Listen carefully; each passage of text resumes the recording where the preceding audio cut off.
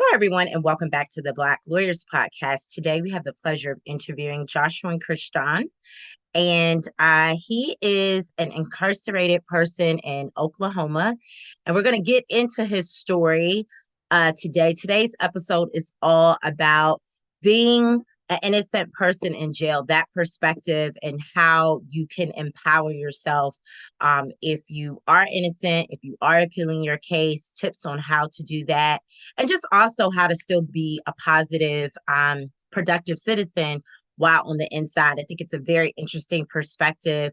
Joshua, again, will tell you a little bit more about his story, but he was mainly convicted over his rap lyrics that was used as evidence against him. So there were some other things, but that was the primary evidence tool that actually convicted him at the tender age of 18 years old. He was an honor roll student, getting ready to go to college. He was working a job, all those good things. And 3 days literally changed his life. In 3 days, he became a convicted, incarcerated person. And he's been there now for over 15 years. And so I'm going to let him tell you a little bit more about himself. But we're just so happy to have you today to interview, to give us that perspective. How are you today? I'm doing fine, and I thank God and you giving me this beautiful opportunity to share my story. Absolutely, absolutely. So let's jump right in. Who was Joshua before all this happened? Before you were arrested and convicted and incarcerated, who were you right before this? What were you doing? Who were you? Who were you? What were you interested in doing with your life? That's a great question. I was a hardworking youth, senior in high school. I was given an opportunity to work two jobs as a shift manager. I was working at CVS Pharmacy and Taco Bell. Yeah, working two jobs as a manager while going to high school. And a road student, that wasn't easy at all. My parents raised me with a mentality: you have to work hard to be successful in life. My father would say to me, "Be a leader, not a follower." My dreams was like probably most African American youth that grow up in the poverty, become a rap artist.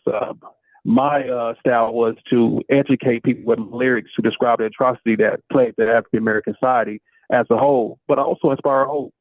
In the meantime, my mother offered me a sound advice. She said, join the military after graduation, use the skills I will learn by serving the country and come back and help the community. That was it for Absolutely. me. Yeah. So you are, you're this honor roll student. You are working, you're getting ready to, had you already applied to college? No, I really didn't know what college I wanted to go to. My sister went to Langston University. I was a big OU Sooner fan, and I was thinking about, a historical black college. So I really didn't know what school to go to, especially Martin Luther King Morehouse. So I was weighing my options. So here you are looking at schools, planning to go to college. Obviously, you are a honor roll student. So, your idea is that you'll get in somewhere. What incident Yes. led to your exact charges? And first, tell us, what exactly were the charges that you were indicted on? Oh, first degree murder was the charge that I was indicted on. And what led into that, it was March 26, 2007. I'll never forget it. My mother dropped me off at the recording studio. I was working to release my new single. Hours passed in the studio. I decided to walk to a apartment complex where some friends and associates I've known during my childhood. Two of those associates of mine, I noticed sitting in the car smoking PCP. That is not unnormal due to the experience growing up in the hood. That's normal life in the ghetto. They asked me where I was coming from. I replied, we're still working on this single. I'm trying to get some lax time before I go to work later tonight as a manager, which they knew. They asked me, hey, Joshua, hop in the car. Let's go get something to eat and drink. I didn't think nothing about it. I thought they was talking about the store that's right next to the apartment complex. But we arrived at a gas station known as Phillips 66. I'm like, okay. The individuals, they literally are stuck on PCP, not knowing either to get out the car or stay just stuck. A gentleman approached the car. My co-defendant calls him over, right? And this gentleman name is Alberto Oak. My co-defendant's name is Winfred McKenzie. Alberto Oaks, I can tell that he's very uneased and he really wants to get away from the car. I didn't blame him because literally they was acting strange even to me. So I asked, I tapped on Winfred's seat because I'm right behind him. I'm like, man, hey, bro, let me step out the car. Let me stretch my legs a little bit just to see the interaction. And then I seen the way the conversation was going. It looked weird. So I asked to step back inside the car and try to get Winfred, to get his attention. Like, bro, snap out of it. Like you're gone right now. I didn't even notice my other co-defendant, Kevin Parker, coming back to the car. And I'm looking, I'm like, okay, hey, bro, did you give me something to drink from the store? He laughed, and I said, okay, bet. So I headed towards the store. And as I'm going to the store, it looked like they tried to drive off away from me. I'm like, okay, these brothers really tripping. I finally got them to stop the car. And at the same time, the victim, which is Christopher Thompson, he bumps the car with his scooter. And some words were exchanged. I got back in the car. They wanted to do a U-turn. I'm like, hell nah. My speech to them was like, your brother's wiped out on PCP. I'm good, bro. I'll walk with her. They called me weird, but they let me out the car. It was the next day that you open your front door and guns are pointed at you and they're trying to arrest you for murder. Yes, 3 days later, the doors. Police knocks on the door. We open the door. The guns is pointing to my head. I'm not even knowing what I'm being charged for. I'm really literally thinking, man, these people finna kill me if I move the wrong way, right? I asked the guy in the car what I'm being charged for. He said, you're being charged with first degree murder. And literally my heart felt like I dropped.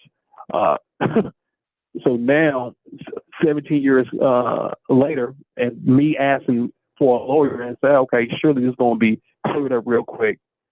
17 years later, I'm still fighting and lost in the system. Right. So let's talk about that because that's my next question. So you're arrested. How much time passed between you being arrested and you having a trial? Oh, okay. Was it a few months? March 29, 2007, and the trial started, I believe, in June. You have 1 minute left. 2008. 2008. Okay, so about March, April, May. So about 3. Oh, it was a year. So it was the following year. Yes. So you were detained for a whole year before your trial.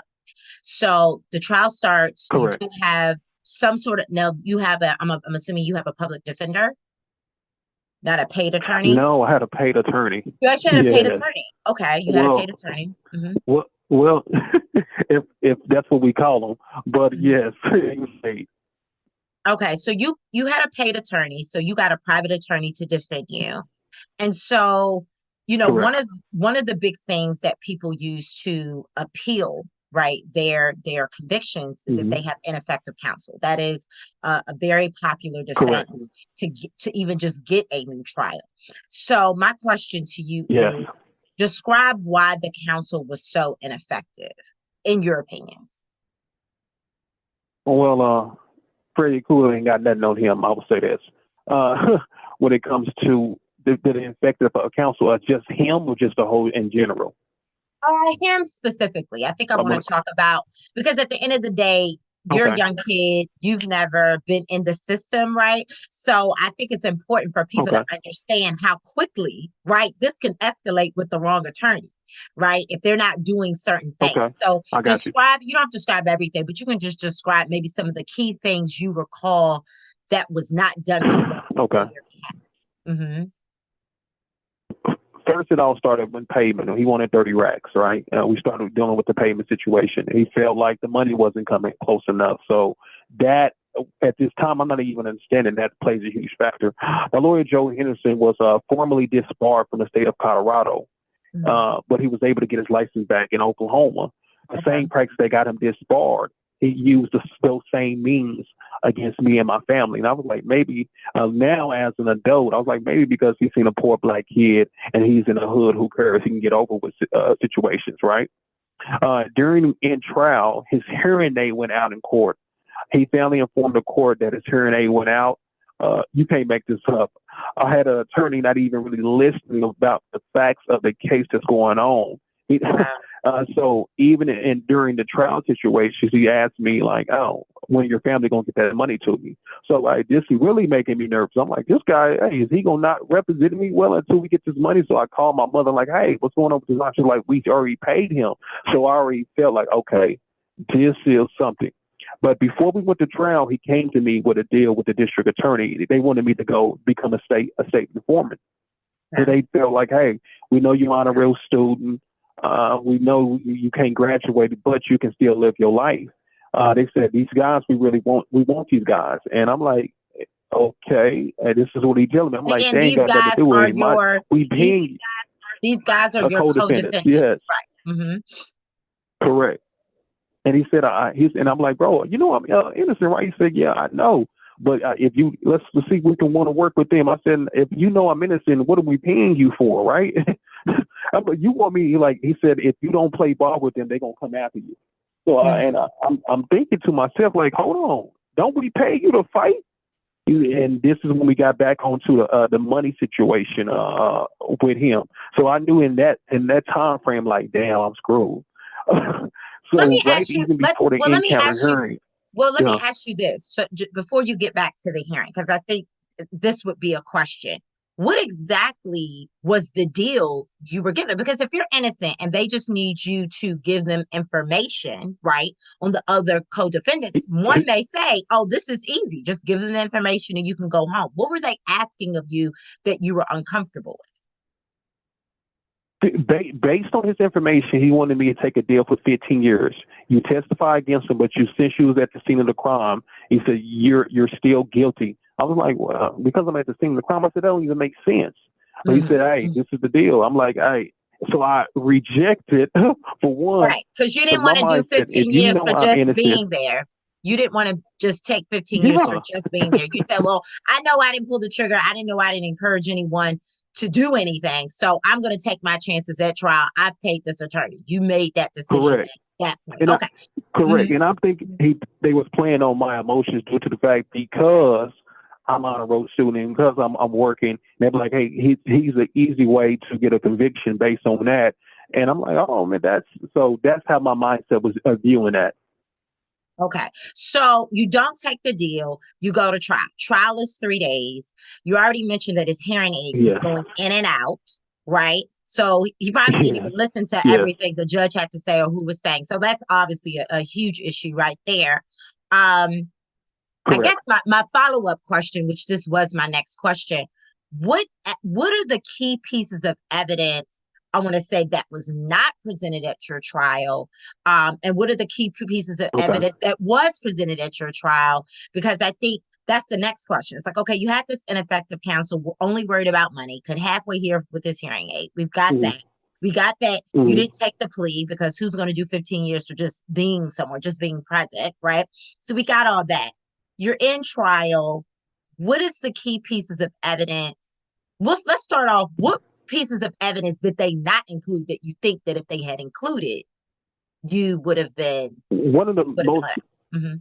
Okay, I'm with you on that. One of the most crucial evidence when a preliminary hearing, which is evidence which has been transferred to the trial jury, the victim brother, which is Alberto Oaks, eyewitness of the crime, he was an active gang member. He wasn't even going to testify, but his father told him he needed to do the right thing. His testimony informed the courts that I was not the shooter and named my co-defendant when from McKinsey as the shooter. And I'm like, hey, I'm going to be free. Surely, as anybody in their right mind, that information was never even informed to the jury. The DA and my lawyer would hold that information, bring it into the trial, and that was crucial information to me because it shows that someone else was the shooter and it's on record. The next information, they used rap music found inside my bedroom, music that was been in since elementary all the way to high school, multiple different artists, stuff I've copied from the internet. It didn't matter. It was just so much music, right? They took pieces of those lyrics in different songs and made their own song and presented to the trial, to the jury, as this is my song. And I'm looking at this information. I'm like, yeah, that's music, but is that really my music? Because I've copied and downloaded different artists and looking at their different flow and just as we kids, right? However, in the in-camera hearing, before we went to trial, the judge asked the district attorneys clearly who wrote the music. They said, Judge, we don't know who wrote the music. We found it in his bedrooms. However, when we went to trial, the DA said it is his music.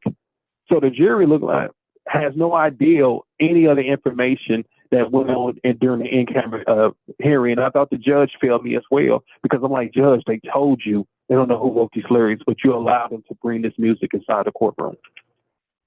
Okay. And lastly, okay, well, go ahead and name the third thing. Mm-hmm. And lastly, and this was so awkward to me to this day. I always pictures in my mind.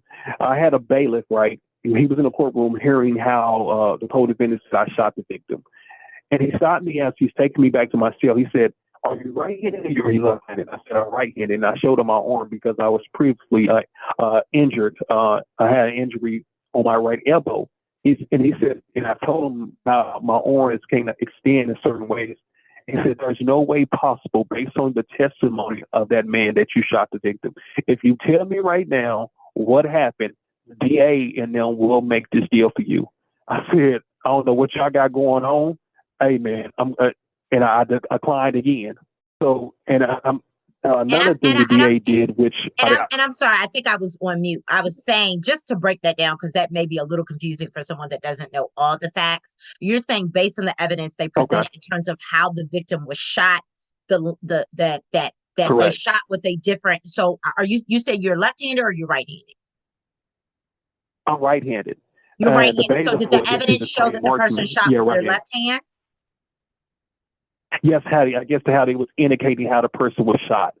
Correct. Okay, so you're just saying the fact that you were right-handed, if the evidence showed that someone was being shot from it appeared from someone being left-handed, that in itself showed like with a left-handed at that angle. At that angle. Correct. Okay. And you're saying that even the bailiff picked up on that piece of evidence presented, and this is why when he was walking you back after the hearing, he encouraged you again to just try to work something out in terms of a plea, because even he realized, someone that is a non-lawyer realized that that was a key piece of evidence. So we have that, you know, you don't have the same hand as the shooter. You have the brother who testifies you said at a preliminary hearing, saying that you were not the actual shooter, that one of the other co-defendants was a shooter. And then you also have rap lyrics that were originally put in an in-camera hearing as you not writing them, but for whatever reason that story changes when you get in front of the jury. All of a sudden you were the author of these lyrics. Do you recall, and I know it's been a long time, and I know you may not remember this succinctly, but let's just say you had written the lyrics. Why were the lyrics so bad that someone would even say, let's just say you had written them? What about those particular lyrics that they presented to the jury made it appear that you were someone that wanted to commit murder or hurt someone? Were the lyrics specifically speaking along those lines that they put together and presented to the jury? Correct. Because they knew I did what they call gangster hip hop music, right? And that was one of the fields that I wanted to pursue in. Their whole mind was to show motive and intent. Like if he listens or rap any style of that music, that shows you have a motive to commit this crime. And that's a very dangerous thing. One of the things too I wanted to add, like inside the trial jury, is she said, I knew and I worked with the victim. Like this is literally a lie. But she based that thing to make a connection. Like, okay, they worked with each other. They didn't get along. And he wrote this song before he committed this crime to like carry out his actions, to show premeditation that what went through his mind now is going through his actions. So let me ask you this again, and I know you're not going to know the lyrics verbatim because number one, you didn't write them. It was like a cut and paste of various lyrics from various songs. Do you recall, again, I know it's been a long time, but do you recall the lyrics actually saying, I'm going to shoot this person, I'm going to get my get back, I'm going to get my revenge? Oh, no, I've never wrote or any lyrics down that's shooting anybody, and But that's a but fact. And if the but the district attorney, lyrics that yeah, but the lyrics that they presented, did they say that? I'm just yes. curious with the lyrics they cut and paste. Oh no, no, no, Mhm. not at all, not at all. So what it was like a broad term showing a train of thought of mindset. And the lyric speaks about gang violence. So this shows this man is more prone to commit violence against somebody. Wow. That I'm sorry, that's a stretch. So yeah, I would have given it to them, even though technically you didn't write the lyrics, okay, we're gonna set that aside for just a second, right? That you didn't write it. Let's just say you had written them. I would think the lyrics would yeah. actually be talking about specifically getting revenge, being upset with someone, shooting someone, murdering someone. Oh But if the no, that's none lyrics of were that. just No, generally no. speaking about kind of like gang life and Yeah. gang violence, like if it was just very generic, it's interesting that they took a very generic set of lyrics to say, because this is related to gang culture or gang life, that he already Hmm. had this Correct. mentality to shoot this individual who he worked with, who he knew. And you're saying that you never even worked with this person, but it was No, there was no, their I ain't. attempt of trying to No. create a Yes. connection. Okay. Okay. Correct. I got Yes. it. I got it. I got Oh it. yeah. That. Okay. Yeah. She said. Well, she cold with it. Well, I just think it's Yes, that's amazing true. that anyone actually thought it was okay to, it was already not okay because they weren't your lyrics. To me, if something weren't your lyrics, that means the evidence is what we call irrelevant, and therefore it's inadmissible. Yeah, Hmm. all that's the first rule of evidence that you learn as a law school student, and maybe you even learn that as a paralegal. And we'll get to this because I know you're a certified paralegal. When you Hmm. learn the first rule of evidence, which is not my was not my strongest course, but I always remember evidence. Okay. It has to be relevant. It has to be relevant. Let's just start there. Is it even relevant? If it's not even relevant, we don't even have to go through an analysis of whether it should be let in or not. It shouldn't even be discussed. So Yes, it's that's true. amazing that if something you did not write was even presented in the first place. I mean, that is Yes. mind blowing. Let alone, I don't care what it was talking about. If you didn't write it, it doesn't even matter what it was talking about. It should have been used in your trial. And so I hear what you're saying. Like, yes, you had the ineffective counsel, but you also had prosecutors and judges. You have multiple moving pieces in your matter that dropped the ball. At Yes. least it appears based on what you're saying. And I think that's unfortunate. um, I think that's a good segue to the fact that, you earned your associate's degree, on top Hmm. of working Yes. many jobs in prison. You clearly have made a productive use of your time. What did you get your associate's degree in? Oh, I got it at Calvary Christian College and Seminary for And ministry, what did you associate degree in major in? ministry, I'm sorry. pastoral ministries, pastoral Pastoral ministries. ministry. Mm-hmm. And so, you got into pastoral ministry, you became a certified minister, but then I also noticed from Mm-hmm. your background, when someone first told me about your story, they're like, oh, he's also a paralegal. He was able to get a certification in that too. After seeing what happened in the Okay. legal system with your case, what inspired you to actually go after your paralegal certificate as well, on top of your associate's degree, on top of being a certified minister? Like, what made you say, okay, I'm also going to go after this paralegal certificate? Great question. I I felt uneducated watching the lawyers and judges make decisions about my life, and I had no knowledge of what it was conveying to me. I sat there and literally felt hopeless and helpless as these people gave me a life sentence at the age of 18. I watched my mother throughout these years and my father, man, fight for me and with no prevail. I experienced this injustice, and I watched this in the American system. Like, surely this can't be it. You have one I minute said, left. I got to do something that's able to save my life and also to save the lives of others. There was an old Hispanic man I never forget. He said, Joshua, my people plead guilty to crimes because of the lawyers, not able to break down in Spanish and explain all their charges. That was like gasoline and fire that lit a spirit in my soul to fight for the unseen. And I think that is an amazing So that's reason to pursue law on any level, whether you be a lawyer, judge, paralegal. I think that's a beautiful reason in terms of what fueled you to go after your paralegal certificate, so that not only could you understand the law more just for yourself and helping you to continue to fight your case, but also so that you can share that knowledge with other people that, again, are the unseen. I want to say on the podcast, we've probably in Hot Topics have talked about the YSL story, and I actually make all my guests do Hot Topics before I even interview them. So we're gonna go a little okay. backwards. I'm gonna give you one hot topic Okay. question, and I would like to just give. Okay. I know you maybe don't know every ins and outs, but as you may know, Okay. YSL is supposedly a gang, right? Yes. This is Okay. I how they know. get the RICO charge, Okay. right? They say that more than one Yes. person Yes. conspires to commit crimes, and that's how they get the RICO charge. Even Donald Trump is in a RICO in the same county as Young Thug, who's a part of one SL. Why? Wow. That's Because crazy. That's right, crazy. they all they the DA there, Fannie Willis, does not play. So she feels like she can figure out a way that more than one person has conspired. That's enough. That's just enough hmm of what she needs to create a RICO.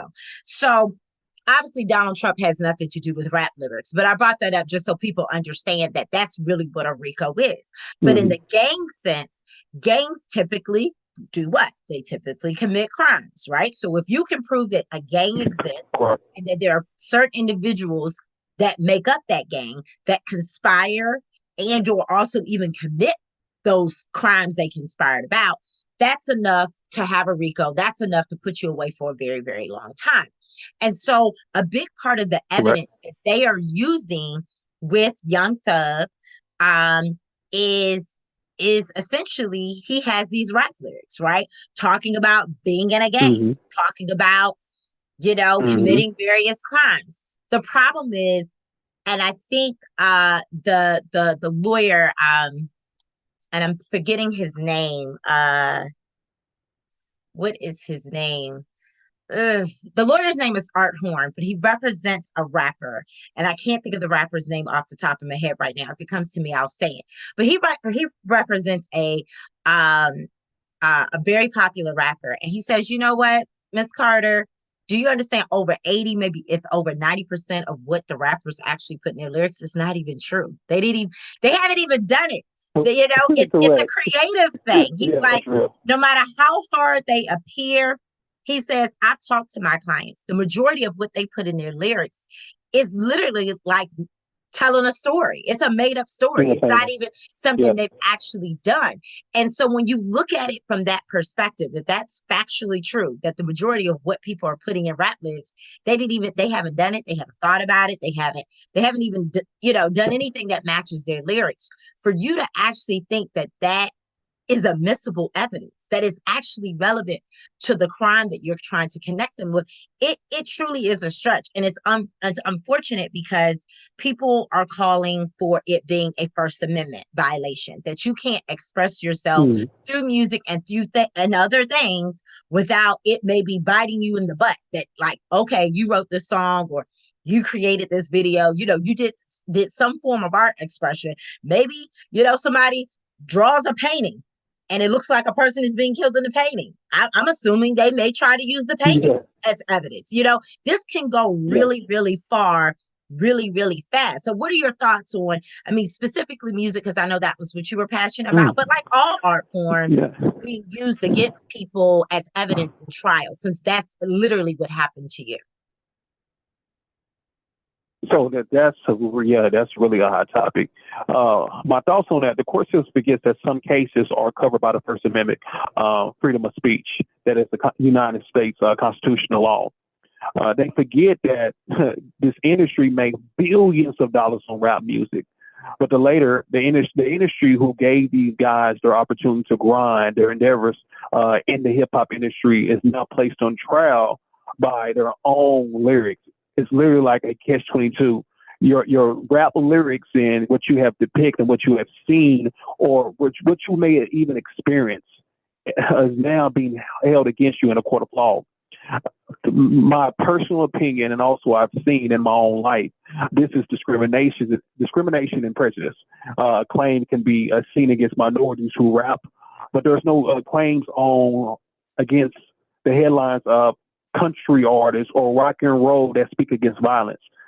I believe these artists are being targeted in the criminal justice system, and it's a war not only against hip hop but the culture of African Americans in the music industry that employs thousands of young minorities with lucrative income throughout America. That's very interesting that the last part of what you said, because I definitely agree with the first part, but the second part, I also agree with it, but I never thought about it this way.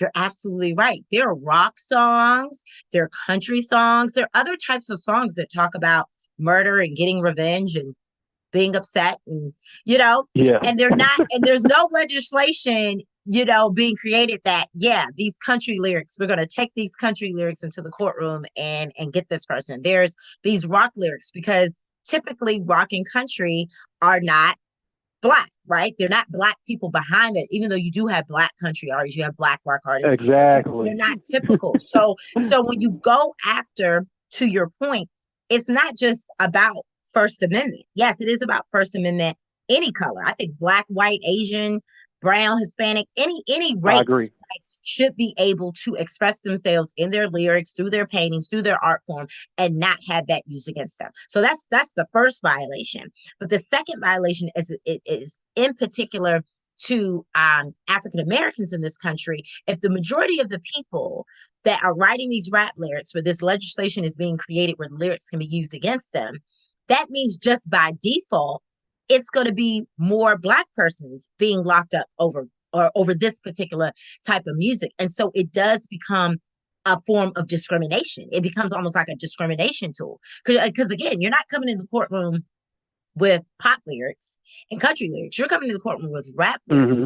And if by the majority, and like you said, by default, the majority of those people are African Americans, it's now literally a discrimination targeting tool to get people locked up. And I don't think that was, I don't know if that was the goal of it, or it's just by default that's what's happening. But even if it was the goal to create this legislation so that more African American can be locked up, I just think it's unfortunate that when you look at it either way, whether you look at it from a constitutional law First Amendment violation or discrimination issue, that more people are not understanding this. Now, I know in New York, and I think they passed it, it has to go on both levels because, each state can create its own rules about, state violations. So if Georgia wanted to come up with a rule and say, okay, we're no longer going to use rap lyrics in state cases, then rap lyrics would no longer be used. You have to have a governor or senator willing to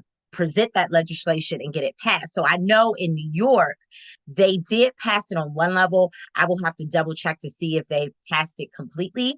But the hope is that if New York, because that's one of the biggest places that rappers come out of, right? The hope is that if in New York it happens, it will encourage places like Georgia and other places where you see a lot of these rap lyric cases being presented. And so, you're so in tune, and you're so and I guess at some level you have to be in tune because this is literally what is happening to you. But that was such a insightful way of putting it that I never thought about that, because like you said, music is music, so just to pull one type of music to use against people, it really is creating a whole nother situation. I wanted to transition back to a few more questions specifically about you and you giving advice to some others that may be in a similar situation. I always tell people, if I'm innocent of something, okay, I can't imagine spending one night in jail, let alone months or years, if I know I'm innocent. I think that in itself would kind of drive someone crazy, right? Because it's like, it's one thing to do a crime. You're like,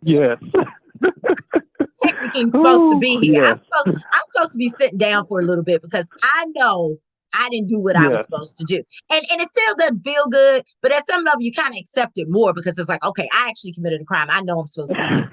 versus you didn't do anything. Yeah. You're supposed to be out in the free world living your life. So, what short, kind of quick piece of advice you would give someone? If someone is innocent, they've recently been convicted, they're somehow listening to this interview. What advice? What do you think? What did you hold on to kind of get you, especially through the first Mm. couple of years? Because my assumption is the first couple of years are probably the hardest years. So, what Yes, advice it would is. you give someone that it doesn't matter what they're in there for, but they're innocent? What piece of advice would you give them in terms of what Yes. they should hold on to get them through the first couple of years, and just throughout the whole thing until they're actually able to fight their case Yes. and be released?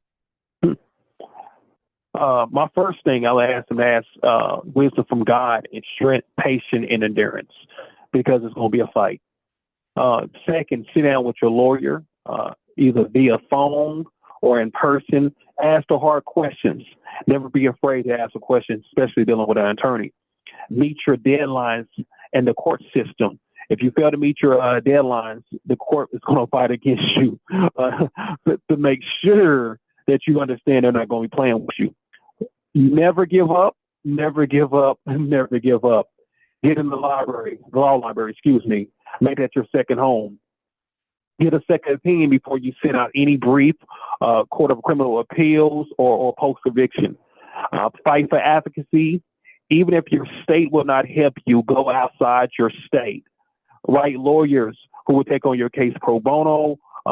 Contact the Innocence Project. And always contact Jay Carter Law Firm and tell them to support the Black Lawyers Podcast. Because Jay Carter, she's not even from Oklahoma, and she reached out and supported the innocence and wrongfully conviction of my case. So I always will have respect for her as an individual, as a human being, but also towards a law firm to see and hear the needs of the voiceless. Absolutely. And thank you for that plug. I'll take a plug whenever I can get one. So yeah, I hear you on that But it's in real terms though. of I love that you say, first of all, never give up, never give up, never give up. That for sure. But also just making sure you're not afraid to ask your attorney the hard questions. That was kind of my next question. You know, how and just quickly, because we can go down this rabbit hole of the various ways that kind of like what's next once you're Okay. convicted, you're innocent, you're in prison, what do you do next? But just as a quick summary, the average person can do appeal, right, their verdict and get a new trial. That's one way you can do it. And if that Yes. doesn't work out, you can also Correct. do what they call the commutation process, which you recently submitted a application for that, where you show that you are Yes. a productive citizen incarcerated. You'll be a productive citizen outside. You get recommendation letters, and you basically go to your parole board and you ask them to reduce your sentence. So that's a Mm-hmm. second you can do. And then the Correct. third thing you can do, again, if this is a state level crime, if it's a federal level crime, you can get clemency for the president. But most people listening are probably looking for state clemency. So that goes through their governor of their state, that Correct. the governor, even outside of the commutation process, also has his own clemency where he can release you on the spot or reduce your sentence on the spot. And so those are the three ways that someone should be looking to get out once they are convicted. And right now, we know that your commutation application has been submitted. You're getting ready to submit your clemency application. We actually have a petition right now that anyone can sign to support your clemency petition. Specifically, that will be going to the governor. Why should someone sign this petition if they don't know you? They read your story, maybe they listen to this podcast. What's maybe the number one reason why? Like, if someone's like, well, I don't really know this person, why should they sign? Most people were like, okay, he's not famous, he's not from his state. I would reply with this: injustice done anywhere in America is a black eye to one soul. I would tell them to sign this petition and stand in solidarity and join with me in my fight for freedom. My fight for freedom is their fight for freedom. I need their voice and their actions to sign this petition and let America know we see and hear and demand justice for Joshua Christian as an innocent man. It takes it's time, and it takes America to stand up, change the narrative of those who are being wrongfully convicted as innocent people in prison. It doesn't matter if a person doesn't have the money or power. We need better legal representation in the courtrooms. for the voice of the voiceless. Absolutely. And I'm gonna give an additional reason. That's a great answer. But an additional reason why you should sign a petition if you don't know someone, whether it be Joshua or anyone else, is because you know what? This could be your brother. This could be your sibling. This could be your Right. father. This could be your uncle. This could be your loved one could literally just be in the wrong place at the wrong time. This can literally happen to anyone. This can happen to an honor roll student that, pulled no trigger, encouraged no crime, but it's just physically there. Yeah. That just imagine if someone else that you love is just so happen to be physically at a scene of a crime, they could be facing the same thing. And so I think you have to step outside and say, well, I don't really know that. You don't have to know the person. If this was happening to your loved one, would you want someone to fight for them? And it takes only 2 seconds to do a signature. It takes 2 seconds to share that petition. So continue to follow the Black Lawyers Podcast. Because the petition is on our Instagram page. We're not obviously taking it down. We're going to keep it in our bio to support Joshua. I think you may have already answered this, but what are you hoping your story? How are you hoping that your story impacts change? I mean, I know we've talked about the various laws. Is that something you're hoping that maybe Oklahoma, like New York, may create some legislation about rap lyrics, since that's specifically tailored to your case? Yes, I would definitely love for a law that's on a national, from Congress, because I know they was working on something. I believe it was with Young Thug and them, or Young Gotti, Yo Gotti, excuse me, about rap lyrics, and Congress getting involved in, because no one should have to experience injustice because of rap music. And what I hope this case represents, like you said, so great, excuse me, I'll just keep it that way. That it could be anybody. And it may not be rap music, it may be another case. When the justice system fails, it literally changes the lives of so many people. You have 1 minute left. So I hope this case impacts people to really take a second look and see, you know what? We do need to do something about it. Go vote. Go to your the lawmakers. Go to your city council and say, hey, we have a voice in this matter, especially when it comes to innocent people and wrongfully conviction in America. And really quick, what is the first thing you're going to do when you get? What was that? What's the first thing you're going to do when you get out? Oh, hopefully go to Mexico, go to the beach, and have my feet in the sand. I ain't never been to an ocean, so I can't wait to see the ocean. Well, we can't wait for that for you as well. Thank you for joining the Black Lawyers Podcast. We will continue to fight for you, Joshua, and we hope that our listeners will help support us in that fight. Until next time, take care.